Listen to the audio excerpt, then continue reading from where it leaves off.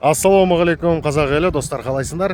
Бүгін біздің Павлодар қаласында, Керегежар қаласында ораза айт, міне орталық мешіттің қасына келіп тұрмын. Қазір көрсетем. Халық келді, бәрі мейрам ретінде тойлап жатыр қазір. Міне осы жерден бастап келсек, мысалы, осындай неше түрлі заттар сатады мына жерде. Осындай ұлттық киіммен тұр.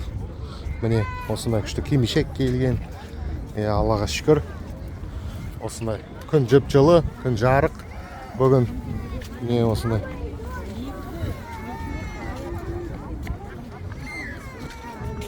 Сәлеміз. Мен түсіріп жатырмын, көрсетейін деп.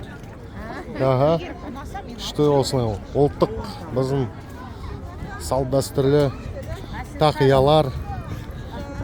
Әжелеріміз, қараңыз, айт қабыл болсын. Сол түсіріп жүрміз, кішкене көрсетейік деп. Сол осындай күшті ярмарка ретінде, жәрмеңке ретінде көрсетейін. Мынандай сатады. Міне. Сол, ешқандай арабизация жоқ. Міне, Аллаға шүкір. Қазақ, мұсылман ретінде бәрі тойлап жүр. Қазақ елі жиналып. Қазақ тілінде ана жерде киіз үйді қойған. Құдайды. Міне.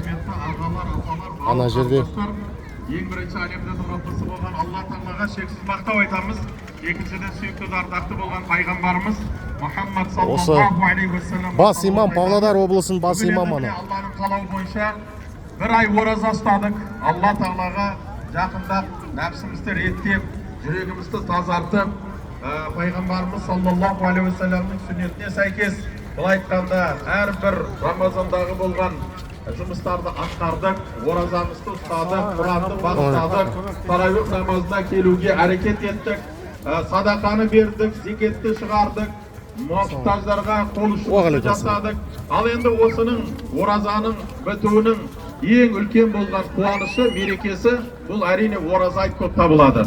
Сондықтан да біз жылда Қазақстан мұсылмандары діни басқармасы бас мүфтиміз бізді осы ораза айтты, құрбан айтты жоғары деңгейді өткізуге шақырады. Халық міне бүгін Алланың қалауы бойынша, былай айтқанда қыс бітті. Бұл жыл енді сіздер білесіздер, ораза мына біздің қазақтың төл мерекесі болған, ұлыстың ұлы күні болған Наурызбен бірге сәйкес келді. Міне Наурыздың ішінде біз ораза ұстап, оған да шүкір еттік. Сондықтан да бүгін міне Алланың қалауы бойынша осы оразаның қуанышы ең былай айтқанда негізі болған бұл ораза айт. Сондықтан да ең бірінші сіздерді осы ораза айт мерекесімен құттықтаймын. Алла Тағала дұға тілектерді қабыл етсін, иманымызды кәміл етсін. Адам баласы бұл дүниеде әрине ең бірінші келген себебі Аллаға мінәжат ету үшін келеді, құлшылық жасау үшін келеді, Алланың әмірін орындайды, Аллаға қарсы шықпайды. Сондықтан да жылдағыдай әдетімізге сәйкес біз нәпсімізбен күрестік, жанымызды тазарттық, тәнімізді былай айтқанда сақтадық, қорғадық. Ал енді бүгін міне алхамдулилля қуанамыз, бір-бірімізге жылы сөз айтамыз. Мұсылман кездескен кезде ораза айт мерекесінде құрбан айтты айту керек. Тақаббалаллаху минна ва минкум. Енді қазақшалап айтатын болсақ, Алла Құдай бізден сіздерден қабыл етсін. Өйткені әрбір жақсы жұмыстарымызды біз Құдай үшін жасадық. Сондықтан да Қазақстан мұсылмандар діни басқармасының төрағасы бас мүфти сіздерге Құдай былай айтқанда сәлем айтады. Алла елімізге бірлік берсін, халқымызға татулық берсін. Бұл жыл біздің мүфтиятымызға 35 жыл болады. Бұл жыл енді біздер міне осы ислам және отбасы құндылығы деген тақырыбын бізге бекіткен. Сондықтан да осы тақырыптың аясында біз барлық жұмыстарды атқарамыз. Енді бүгін міне қыдырыңыздар, жүріңіздер, кең болу үшін біз енді бұл жыл спорттық шараларды тоқтата тұрдық. Алла берса құрбан айтта оны жалғасын табады. Бұл жерде жәрмеңке болып жатыр. Мына киіз үйдің ішінде былай айтқанда мұражайымыз діни басқарма туралы. Және Алла берса осында серуендеп жүріңіздер, қыдырыңыздар. Сосын иншалла Құдай қаласа енді міне әзірлеген кішкене азық тамағымыз бар. Содан дәм татып кетесіздер иншалла. Сондықтан да мереке құтты болсын, айт қабыл болсын, еліміз аман, жұртымыз тыныш болсын, бұл жыл берекелі жыл болсын, жеріміз тұнарлы болсын, иншалла басымыз аман болып, келесі Рамазанға шейін осылай кездесейік. Мына балапандарымыз иманды болсын, инабатты болсын, тәрбиелі болсын. Өйткені жастарымыз, олар біздің келешегіміз, сондықтан да келешек мықты болатын болса, еліміз аман болады, жұртымыз тыныш болады. Алла әрбір шаңыраққа береке берсін, жақсылық болсын иншалла. Тек қана мейірбандық болсын, кешірімдік болсын. Бұл айтқанда бір-бірімізге көмектесіп, жолығып жүретін болсақ, қабыл болсын деп айтсақ, нұрдың үстінде болады. Амин, қабыл болсын. Амин. Баршаңызға Алла разы болсын. Осы мешіттің алдасын толтырып келіп жатсаңыздар, мейірімді Алла сіздердің отбасыларыңыз, шаңырақтарыңызды осындай тек жақсылық пен игілікке толтырсын. Енді мұсылмандар әйелдерінің төрайымы біздің ортамызда Айжан Әбілқайыр қызы қазір осы жерде өзінің құттықтау марапаттары бар екен. Соны біздің кішкентай балаларымызға жас өспей ме, көкейіңді теспей ме демекші, балаларымызға соған дұрыс жауап берген балаларға осы жерде сый сияпатымыз бар. Соның бәрі куәсі болыңыздар. Ал қазір Айжан апай өзіңіз құттықтап марапаттарыңызды ұсынуға рұқсат.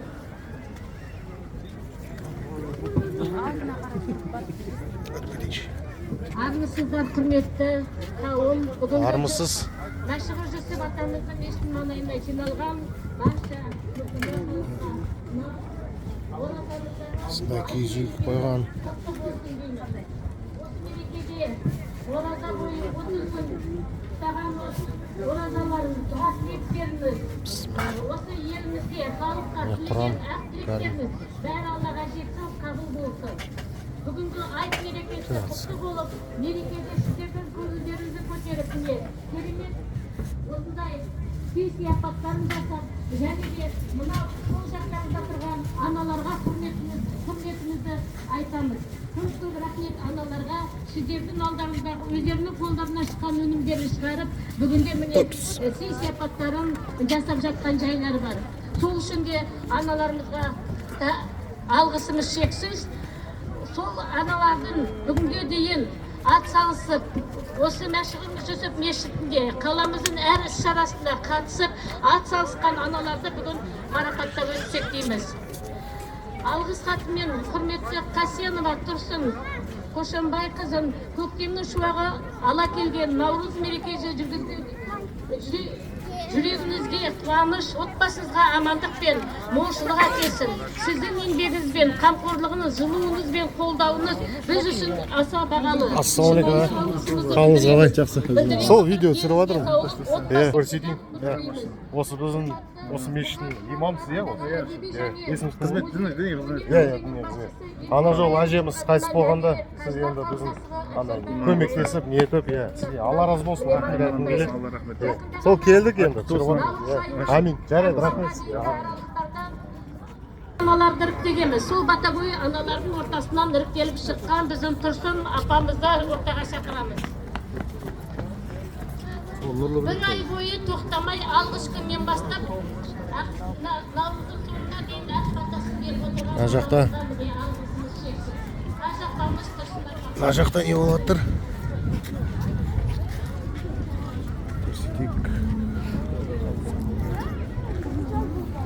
Істеп жатыр ана жақта. Не болып жатыр? 4 здесь. Таратып жатыр ма?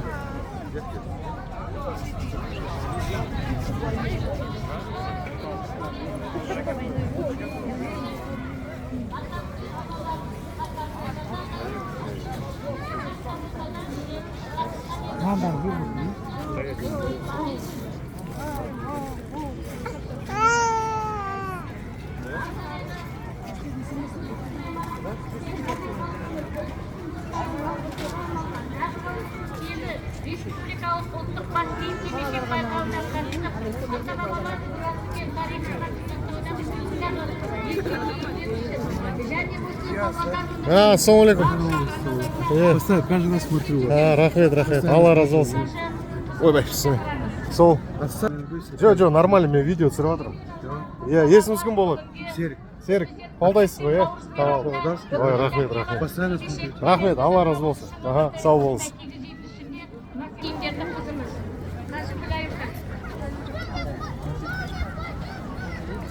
Сол достар, осында бізде мейрам болып жатыр. Діни мейрамы.